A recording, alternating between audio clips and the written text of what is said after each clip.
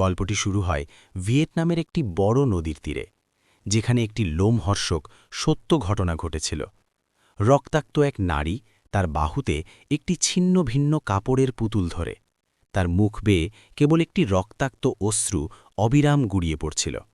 সে কিছুই না বলে নদীতে ঝাঁপিয়ে পড়েছিল। পেছনে রেখে গিয়েছিল কেবল একটি অভিশাপ। যারা তাকে নির্যাতন করেছিল তারাও তাদের প্রিয়জনকে হারাবে। সে তাদের প্রিয়জনদের আত্মা চুরি করবে। যখন একজন মানুষ মৃত্যুকেও ভয় পায় না, তখন সে যে কোনো কিছু করতে সক্ষম। এই নির্যাতিতা মহিলার নাম ছিল আহ জুয়ান। 10 বছরেরও বেশি সময় পর নদীর উপর একটি ছোট্ট মেয়ের আবির্ভাব হল। এই অভিশাপের প্রথম শিকার হল লিলি, যে নদীর তীরে প্রজাপতির পিছু ধাওয়া করছিল। হঠাৎ জলের উপর ভাসতে থাকা কিছু একটা তার চোখে পড়ল, একটি ছিন্ন ভিন্ন কাপড়ের পুতুল, কিন্তু অদ্ভুতভাবে আকর্ষণীয়। সে পা টিপে টিপে দুহাত বাড়িয়ে মরিয়া হয়ে চেষ্টা করতে করতে তীরের ছোট নৌকাটির দিকে দৌড়ে গেল। কাপড়ের পুতুলটির দিকে হাত বাড়াতেই যেইমাত্র তার আঙুলের ডগা সেটিকে ছুতে যাচ্ছিল, হঠাৎ জলের নিচ থেকে একটি প্রেতাত্মার হাত বেরিয়ে এসে তার কবজি শক্ত করে চেপে ধরল। লিলি ভয়ে চিৎকার করে উঠল, মরিয়া হয়ে ছটফট করতে লাগল।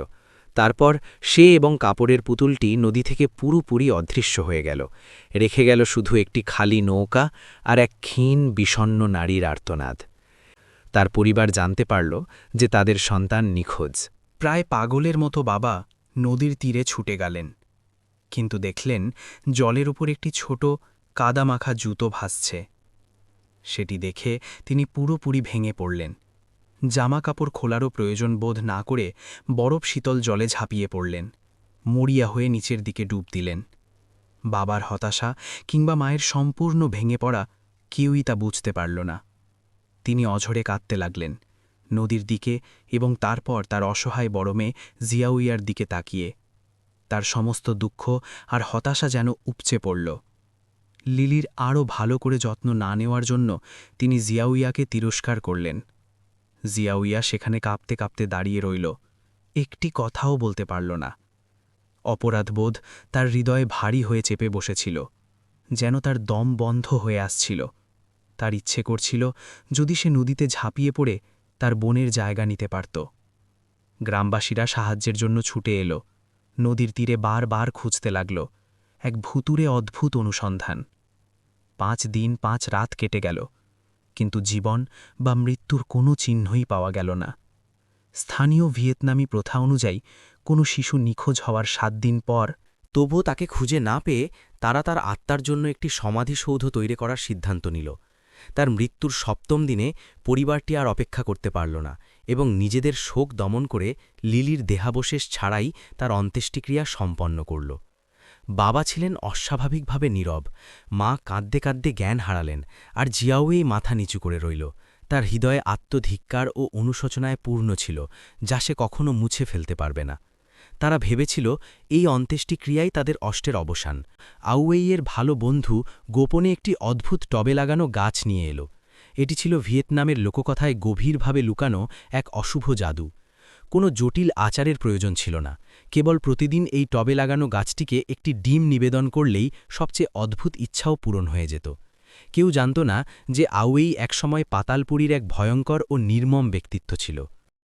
অন্ত্যেষ্টিক্রিয়ার পরের দিন নদীর ভাটির অগভীর জলে একটি ছোট দেহ পাওয়া গেল। ওটা ছিল লিলি, যে বেশ কয়েকদিন ধরে নিখোঁজ ছিল। ইতিমধ্যে ঠান্ডা ও শক্ত হয়ে যাওয়া শিশুটি অলৌকিকভাবে তার হৃৎস্পন্দন ফিরে পেল এবং জীবন ফিরে পেল। তার চাচা হতভাগ ও আতঙ্কিত হয়ে এক মুহূর্ত দ্বিধা না করে সঙ্গে সঙ্গে লিলিকে বাড়ি নিয়ে গেলেন। আরও অবিশ্বাস্য ব্যাপার ছিল যে সামান্য জ্বর ছাড়া শিশুটির শরীরে কোনো মারাত্মক আঘাতের চিহ্ন ছিল না, যেন সে কেবল একটু ঘুমিয়েছিল। অপরাধবোধে পূর্ণ হয়ে তার বড় বোন জিয়াউইয়া সেই রাতে এক অদ্ভুত দুঃস্বপ্ন দেখে আতঙ্কিত হয়ে পড়ল। সে হোঁচট খেতে খেতে একটি ঠান্ডা অন্ধকার তহখানায় ঢুকে পড়ল এবং তার চোখের সামনে যা দেখল তাতে তার শিরদাঁড়া বেয়ে ঠান্ডা স্রোত বয়ে গেল। সে দেখল তার নিষ্পাপ ও আদুরে ছোট বোন লিলি এক মুহূর্তে মুখ ঘুরিয়ে নিল, এক সম্পূর্ণ বিকৃত ও ভয়ঙ্কর মুখ। সেই মুহূর্তে জিয়াউইয়ার ভেতরে অপরাধবোধ আর ভয় উথলে উঠল। সে ভয় পেয়েছিল, তবুও তার বোনকে রক্ষা করতে না পারার জন্য নিজেকে ঘৃণা করছিল।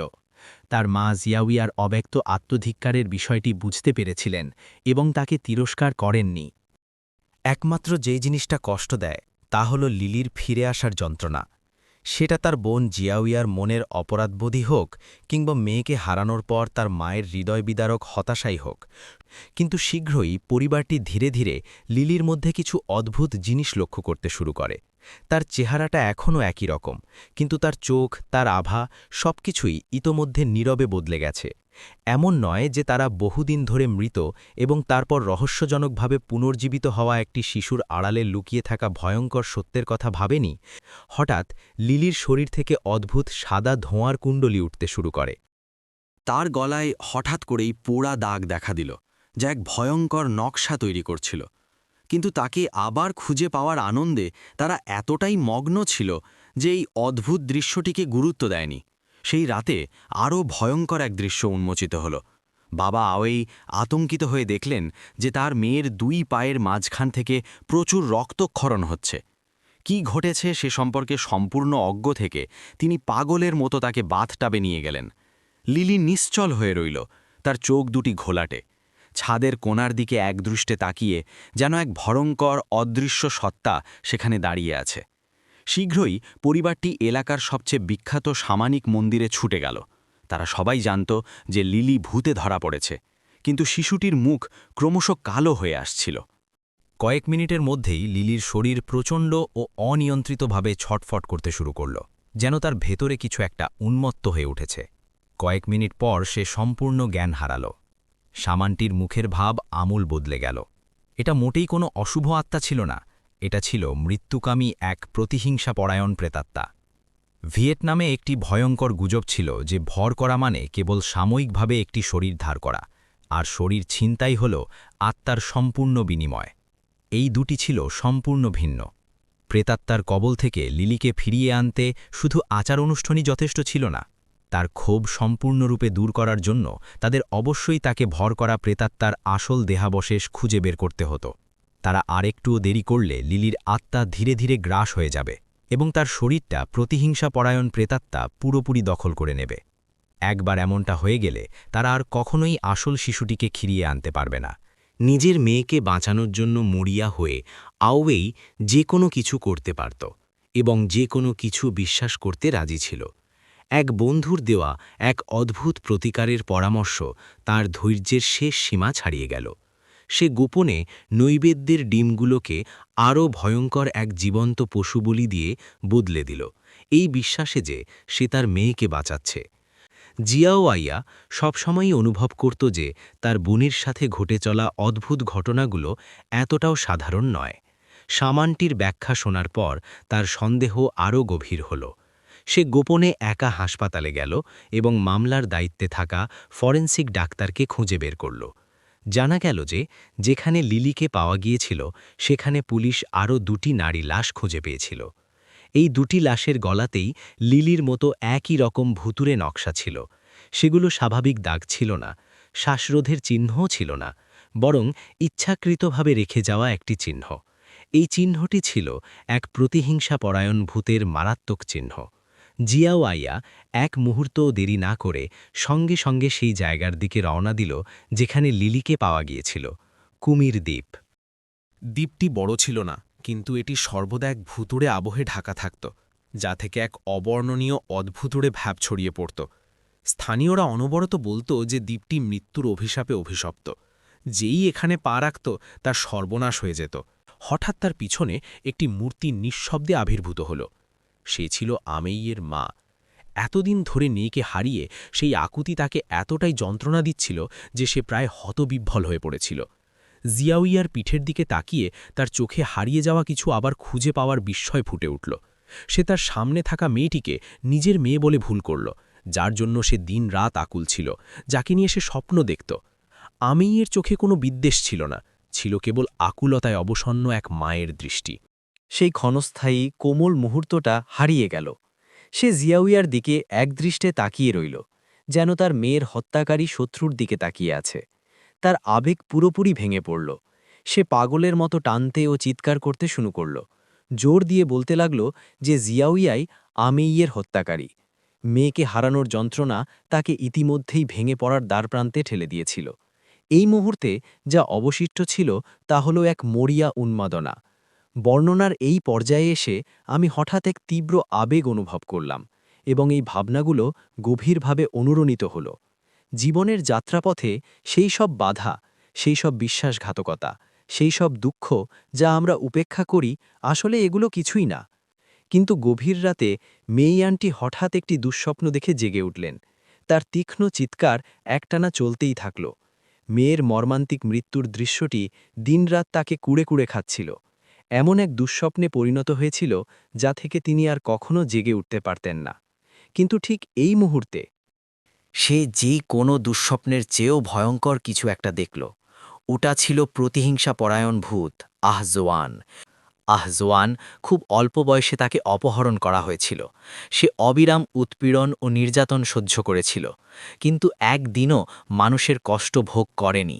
কেবল গর্ভবতী হওয়ার পরেই সে আশার শেষ ক্ষীণ আলোটুকু আঁকড়ে ধরেছিল এবং মরিয়া হয়ে সেই নরক থেকে পালিয়ে ভয়ঙ্কর কুমির দ্বীপে আশ্রয় নিয়েছিল।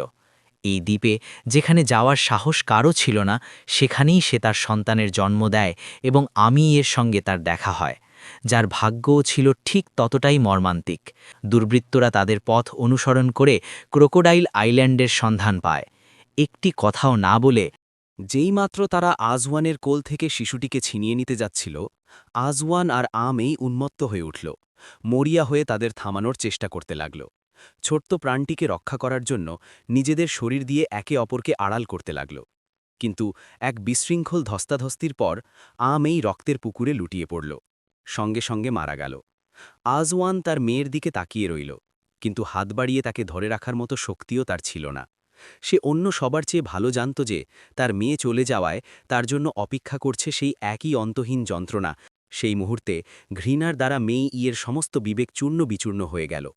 সে তার সমস্ত দুঃখ ও রাগের জন্য আজওয়ানকে দায়ী করল। বলল যে সেই ওই গুন্ডাদের ডেকে এনেছিল। পৃথিবীতে আজওয়ানের শেষ আলোর ঝলকানি নিভে গেল। সেই মুহূর্তে তার বেঁচে থাকার সমস্ত চিন্তা ছিন্ন হয়ে গেল। এই সব কিছু গড়ে উঠেছিল সারা জীবনের যন্ত্রণার ওপর। তারপর আজওয়ানের প্রেতাত্মা জিয়াউইয়া থেকে বিচ্ছিন্ন হয়ে তার মায়ের শরীরে প্রবেশ করল। মুহূর্তের মধ্যে মায়ের মুখভঙ্গি ও চোখ পুরোপুরি বদলে গেল, এবং তিনি আজওয়ানের এক জীবন্ত শ্বাসপ্রশ্বাসযুক্ত রূপে রূপান্তরিত হলেন।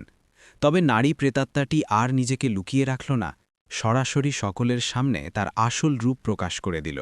এই মুহূর্তে সত্যটা পুরোপুরি উন্মোচিত হয়ে গেল। তার সবচেয়ে রক্তাক্ত দিকটা প্রকাশ পেল। জানা গেল যে বাবা আওয়েই ছিল সেই সময়ের হিংস্র গুন্ডাদেরই একজন। আজওয়ানের এই পরিবারটির প্রতি অবিরাম ধাওয়া, তার মেয়ে লিলিকে লক্ষ্যবস্তু বানানো, এই সব কিছুই ছিল এক সুপরিকল্পিত প্রতিশোধ। আর সিন্ধুক থেকে নেওয়া ডিস্কটিতে আওয়েইয়ের সেই সমস্ত পাপ স্পষ্টভাবে রেকর্ড করা ছিল, যা প্রকাশ করার সাহস সে করেনি। কেউ কল্পনাও করতে পারেনি যে আপাতদৃষ্টিতে শান্তশিষ্ট এই বাবা এমন বিকৃত ও অন্ধকার আকাঙ্ক্ষা পোষণ করত। যে পশুটি আজওয়ানের জীবন ধ্বংস করেছিল, তাকে লাঞ্ছিত করেছিল এবং নরকে নিক্ষেপ করেছিল, সে ছিল স্বয়ং আওয়েই। আজওয়ানের যন্ত্রণা, তার মর্মান্তিক মৃত্যু এবং এক প্রতিহিংসা পরায়ণ প্রেতাত্মায় পরিণত হওয়ার তীব্র ক্ষোভ, সবকিছুর উৎস ছিল সেই। এতে অবাক হওয়ার কিছু নেই যে এই নারী প্রেতাত্মাটি নিজের জীবনকে ধ্বংসের দ্বারপ্রান্তে নিয়ে যেতেও প্রস্তুত ছিল। সে এই পরিবারকে কিছুতেই ছাড়তে রাজি ছিল না। সে তাদের কোনো ক্ষতি করছিল না, সে প্রতিশোধ নিতে চেয়েছিল। এই জীবনে তার কাছ থেকে সবকিছু নিষ্ঠুরভাবে কেড়ে নেওয়া হয়েছিল। আওয়েইয়ের প্রতিরোধ পুরোপুরি ভেঙে পড়ল এবং সে তার বিগত বছরগুলোর সমস্ত লজ্জাজনক কাজের কথা স্বীকার করে নিল। ভূতের দ্বারা পীড়িত লিলির দিকে তাকিয়ে তার প্রতিটি কথা একজন বাবার গভীরতম অপরাধ বোধ ও ভয়ে তাকে পূর্ণ করে দিচ্ছিল। সে নিজে কোনো শাস্তির ভয় পাচ্ছিল না, কেবল তার মেয়ের সামান্যতম ক্ষতি হওয়ার ভয় পাচ্ছিল। এই দৃশ্য দেখে জাদুকরী তৎক্ষণাৎ তার সমস্ত শক্তি দিয়ে একটি আচার অনুষ্ঠান সম্পন্ন করল এবং অবশেষে ধীরে ধীরে লিলির শরীর থেকে আজওয়ানের মেয়ের আত্মাকে বের করে আনল। লিলির চোখ সঙ্গে সঙ্গে তার স্বচ্ছতা ফিরে পেল এবং সে পুরোপুরি তার আসল নিষ্পাপ রূপে ফিরে এলো। আওয়েই ছুটে এসে তার মেয়েকে শক্ত করে জড়িয়ে ধরল এবং বারবার মৃদু স্বরে ক্ষমা চাইতে লাগল। তার কণ্ঠস্বর তখনও রয়ে যাওয়া ভয় আর ভালোবাসায় পূর্ণ ছিল। সে জানত তার পাপ গুরুতর, এই স্নেহের অযোগ্য। তবুও সে তার বাহুতে থাকা শিশুটিকে ছেড়ে দিতে পারছিল না। এদিকে অতীতে যারা তার সাথে মিলে অপকর্ম করেছিল সেই গুন্ডারাও শাস্তি থেকে বাঁচতে পারেনি। আজওয়ানের বছরের পর বছরের জমে থাকা ক্ষোভ তাদের নতজানু করে দেয়, যার ফলে তারা সবাই ভয় ও যন্ত্রণায় মৃত্যুবরণ করে। রক্তের বদলে রক্ত, ভালো মন্দের ফল শেষ পর্যন্ত মিলবেই। পাপের শাস্তি একদিন হবেই, কিন্তু এই বিলম্বিত অনুশোচনা এবং বিশ্বাসঘাতকতা একদা পরিপূর্ণ পরিবারটিকে আর কখনো ফিরিয়ে আনতে পারবে না। আজওয়ান কখনো কোনো অশুভ আত্মা ছিল না, সে ছিল কেবল একজন মা যে হতাশায় নিমজ্জিত হয়ে সব কিছু হারিয়েছিল। তার প্রতিশোধ হল অবিচারের বিরুদ্ধে একটি অভিযোগ, এবং আওয়েইয়ের পরিবারের এই করুণ পরিণতি হল অতীতের পাপ কর্মের মূল্য। মন্দ কাজ শেষ পর্যন্ত আপনার সবচেয়ে প্রিয়জনদের ওপরেই ফিরে আসবে। এই পৃথিবীতে কারণ ছাড়া কোনো অভিশাপ নেই, কিংবা কোনো অকারণ প্রতিফলও নেই। আমাদের প্রতিটি সিদ্ধান্তের মধ্যেই সমস্ত কারণ ও ফলাফল লুকিয়ে থাকে। আমরা যেন সবাই শ্রদ্ধায় পূর্ণ থাকি, অন্যদের সাথে দয়ার সাথে আচরণ করি, এবং আমাদের উদাসীনতা যেন অন্যের হতাশায় পরিণত না হয়, কিংবা আমাদের পাপকর্ম যেন আমাদের সবচেয়ে প্রিয়জনদের ধ্বংস না করে। আর হ্যাঁ, আমার এই ভিডিওটি কেমন লাগলো কমেন্ট করে জানাবে, আর সাবস্ক্রাইব করতে ভুলবেন না।